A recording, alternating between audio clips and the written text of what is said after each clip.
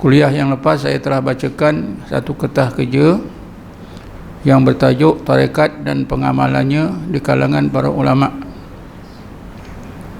Yang pertama sekali, ilmu dan amalan tarekat memang disyariatkan oleh Allah di dalam agama Islam,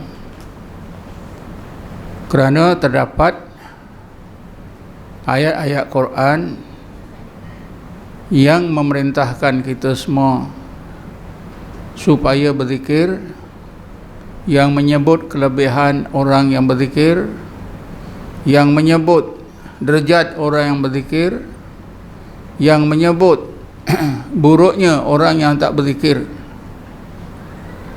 Di samping ayat-ayat Quran yang begitu banyak, terdapat hadis-hadis Nabi yang juga banyak. Karena itulah tuan-tuan, para ulama tasawuf mengatakan siapa di antara orang mukmin yang berkata ilmu tarekat tasawuf itu tidak ada asasnya dalam Quran dan Sunnah, tidak ada dalilnya dalam Quran dan Sunnah, maka orang itu faqad kafara, sesungguhnya orang itu kafir. Antara ulama yang menegaskan begitu ialah seorang ulama bekas pensyarah Universiti Azhar yang bernama Syekh Ahmad Kaman Sahnawi. Tarekat dari segi bahasa jalan, tapi bila dihubungkan dengan Islam ialah jalan agama Islam, ya, atau jalan mujahadah di dalam agama Islam.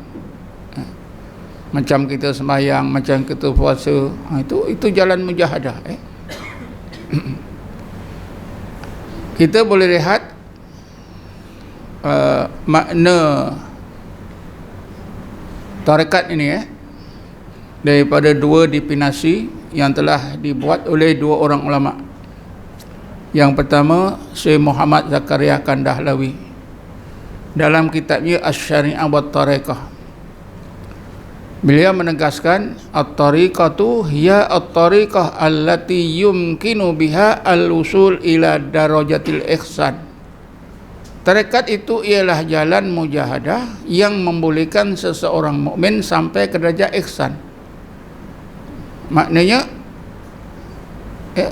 tarekat itu ialah satu kaedah amalan, bila kita amalkan boleh menyampaikan kita ke derajat ihsan. Ihsan yang mana? Ihsan yang Nabi sebut, al-ihsan an ta'budallaha ka'annaka tarahu fa in lam takun tarahu fa innahu yaraka. Ihsan ialah anda beribadat kepada Allah seolah-olah anda melihatnya. Jika anda tidak lagi seolah-olah melihatnya, anda akan terasa sentiasa dipantau, dilihat oleh Allah Subhanahu wa taala. Inilah ihsan. Kemudian seorang lagi tokoh dalam tasawuf, Syekh Jirjani, meninggal dunia tahun 816 Hijrah.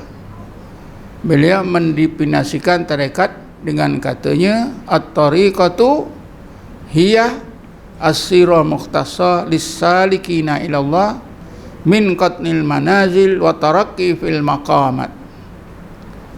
Maksudnya tarekat itu ialah kaedah mujahadah yang khusus yang biasanya dilakukan oleh golongan as-salikina ilallah yang terpaksa menghadapi dua halangan. Pertama, mesti dapat mengatasi berbagai keadaan hati dan nafsu, daripada hati keras biar menjadi lembut, hati mati biar hidup, hati lalai biar sedar, hati buta biar nampak. Ini semua ada disebut dalam Quran. Nafsu yang menguasai hati dan akal, biar sebaliknya akal dan hati menguasai nafsu. Ini yang dimaksudkan min qat'il manazil. Bila belajar tarekat ni terpaksa menghadapi ni. Kita bukan menghadapi seorang.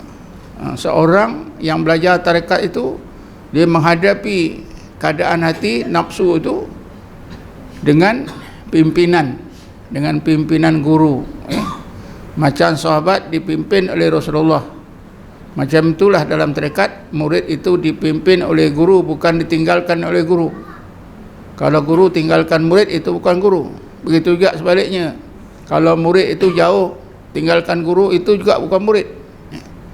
Macam mana sahabat selalu berdamping Rasulullah, macam itulah murid dengan guru.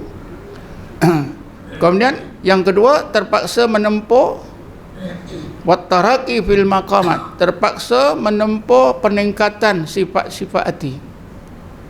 Sifat-sifat hati ini misalnya ya, daripada tak peduli hukum hakam, bertukar, ada sifat taubat ya. Daripada tak bersyukur, bertukar menjadi ada sifat syukur ya.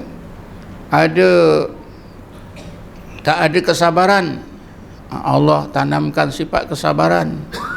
Tidak ada rasa takut kepada Allah, Allah tanamkan dalam hati itu rasa takut kepada Allah ya. Tidak ada memandang rahmat Allah, Allah tanamkan dalam hati sifat memandang Allah yang diistilahkan rojaun ya.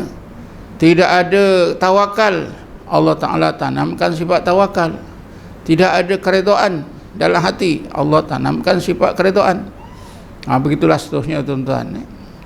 Ini makna tarekat yang dipinasikan oleh Syekh Jirjani, oleh ulama sufi yang meninggal dunia tahun 816 Hijrah, dalam kitabnya At-Ta'rifat. Saya boleh ingat ni tuan-tuan pasal apa? Dulu masa saya ngajar universiti, saya buat tesis PhD. Tesis PhD saya itu bertajuk Syekh dalam ilmu tarekat. Buku tesis ini sudah dicetak 8 kali. Kalau siapa nak beli, ada di kedai di Pasar Raya Maidin. Harga saya tak tahu. Jadi itulah tarekat. Kemudian kalau kita lihat ayat 16 surah Jin. Ayat 16 surah Jin pun kita nampak tentang tarekat itu. Bismillahirrahmanirrahim. Wa in law istaqamu ala tariqati la asqainahum ma'an ghadaqa. Sekiranya manusia itu istiqamah di atas tarekat ini, nescaya kami akan kurniakan kepada manusia itu rahmat dan nikmat zahir dan batin, dunia dan akhirat yang melimpah ruah. Kalimat at-tariqah dalam ayat 16 surah Jin ini ditafsirkan oleh ramai ulama tafsir dengan makna apa? Islam. At-tariqatu ayyul Islam. Tarekat dalam ayat ini maknanya Islam. Jadi tarekat sama maknanya dengan agama Islam. Selama ni kan kita tak tahu. Saya kalau tak belajar tarekat pun tak tahu. Baca ayat ni pun baca, tapi tak ambil perhatian. Tapi bila saya belajar ilmu tarekat, rupanya tarekat itu maknanya agama Islam. Jadi kalau tarekat itu makna agama Islam, setiap orang Islam dia bertarekat. Saya ulangi lagi sekali, kalau agama Islam tu disebut oleh Allah dengan makna tarekat, jadi setiap orang Islam itu bertarekat. Tapi yang peliknya dia tak kenal itu apa tarekat.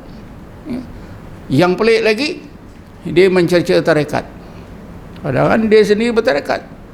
Apa dia? Agama Islam yang diikut itu tarekat. Cuba tuan-tuan tengoklah kitab-kitab tafsir. Betul tak? Ayat 16, kalimah at-tariqah dalam ayat 16 surah Jin itu maknanya Islam. At-tariqatu ayyul Islam, dan setengah kitab tafsir disebut macam tu, seperti tafsir An-Nasafi. At-tariqatu ayyul Islam. Ayu tu maknanya iaitu. Tarekat itu ialah Islam. Kemudian tuan-tuan, tarekat itu makna agama Islam. Manusia yang beragama Islam tu ada istiqamah, boleh istiqamah dalam agama Islam. Tentunya ada yang tak boleh istiqamah. Maknanya ada dua golongan orang-orang yang beragama Islam. Yang pertama, yang boleh istiqamah. Wa in law istaqamu, sekiranya manusia itu istiqamah di atas jalan agama Islam. Di samping yang boleh istiqamah ni tentu ada yang tak boleh istiqamah.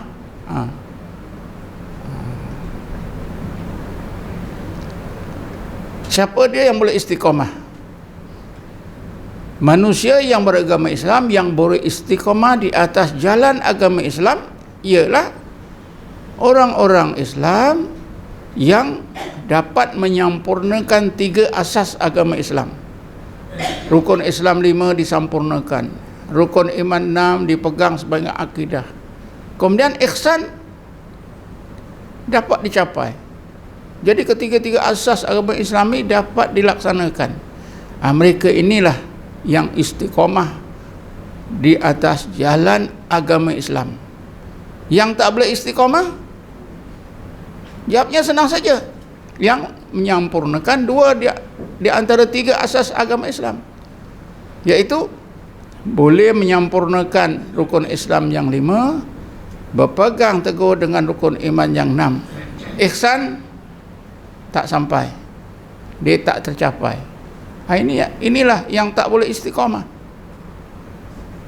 Yang istiqamah itu tentulah derajatnya tinggi.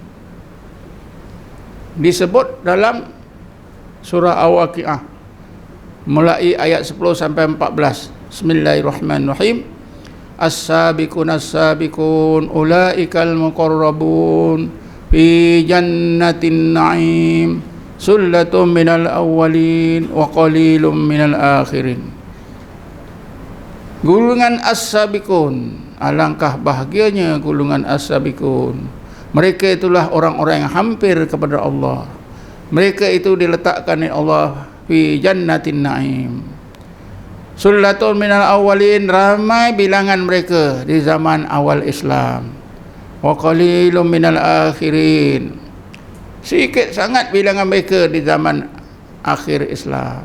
Dan zaman kita ini dikatakan zaman akhir, diukur daripada 1400 tahun Nabi Muhammad dah tak ada, sudah lama, akhir zaman Islam.